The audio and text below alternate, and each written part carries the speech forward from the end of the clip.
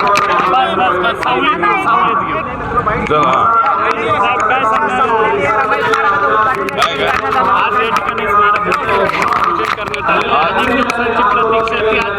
तर आज एक दिवस अत्यंत चांगला आहे की पिंपरी चिंचवडमध्ये आज या ठिकाणी महानगरपालिकेच्या वतीने बाबासाहेब आंबेडकरांची पत्नी रमाबाई आंबेडकर यांच्या स्मारकाच्या भूमिपूजनाचं उद्घाटन या ठिकाणी झालेलं आहे आणि पिंपरी चिंचवड महानगरपालिकेने अत्यंत चांगला निर्णय घेतलेला आहे की 23 कोटी रुपये खर्च करून 2 वर्षाच्या आतमध्ये सुंदर स्मारक या ठिकाणी उभं राहणार आहे.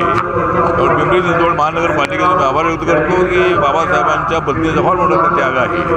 बाबासाहेबांच्या पाठीमागच्या ताकदीने उभ्या राहिल्या, त्यामुळे बाबासाहेब आंबेडकरांनी एवढी शक्ती प्राप्त झाली. त्यामुळे त्याच्यामागे रमाईंचा मोठा वाटा आहे आणि त्यामुळे मला असं वाटतं की स्मारकाचा निर्णय फार चांगला घेतलेला आहे. आमच्या नगरसेवकांनी प्रयत्न केला की चंद्रकांत सोनकांबळे नगरसेवक असताना 2017मध्ये हा प्रस्ताव ठेवला होता आणि आता 8-9 वर्षानंतर का असेना पण त्याला आता मान्यता मिळालेली आहे आणि कुणाला आहे आमचे तंत्रबाळे आहेत नगरसेवक त्यांच्या प्रयत्नाने लवकरात लवकर हे पूजन झालेलं आहे. पण लवकर हे स्मारक पूर्ण व्हावं यासाठी काय तुम्ही सूचना द्याल?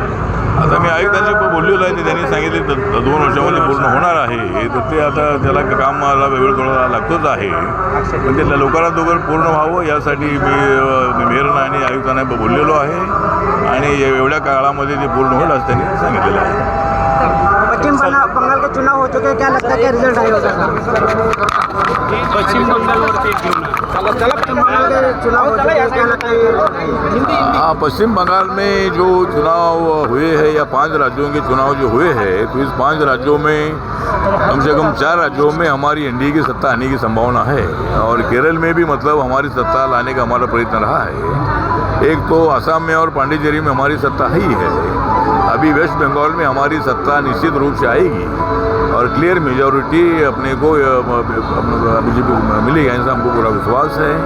ममता दीदी ने 15 सालों में तो काम किया ही है, लेकिन ज़्यादा गुंडागर्दी बढ़ गई है कि पॉलिटिकल क्रिमिनल बढ़ गया था. इसीलिए मुझे लगता है कि इतना नुकसान मतलब पंजाब के लोगों का हुआ है. इसीलिए लोग अभी नरेंद्र मोदी जी को चाहते हैं, अमित शाह जी को चाहते हैं और ज़रूर मतलब वहाँ हमारी सरकार आएगी, ऐसा हमको पूरा विश्वास है. और तमिलनाडु में भी जो महिलाओं के आरक्षण के बिल का इन्होंने विरोध किया है, इसलिए महिला इनके खिलाफ वोटिंग करेगी और उसका फायदा हमको होगा. बारामतीमधलं काय चित्र असेल, काय वाटतंय तुम्हाला? 4 तारखेला निकाल आहे. बारामतीमध्ये 58% मतदान झालेलं आहे. त्या ठिकाणी अत्यंत चांगल्या मताने, चांगल्या लीडनी सुनेत्रा पवार त्या ठिकाणी निवडून येतील. कारण अजितदादांना खरी श्रद्धांजली अर्पण करायची असेल तर तिथे सुनेत्रा पवार यांना चांगल्या प्रचंड मतांनी निवडून आणणं आवश्यक आहे आणि त्याप्रमाणे आम्ही प्रचार केलेला आहे. ते अत्यंत चांगल्या मतांनी निवडून येतील. सर, शहरामध्ये 2 शहराध्यक्ष खरं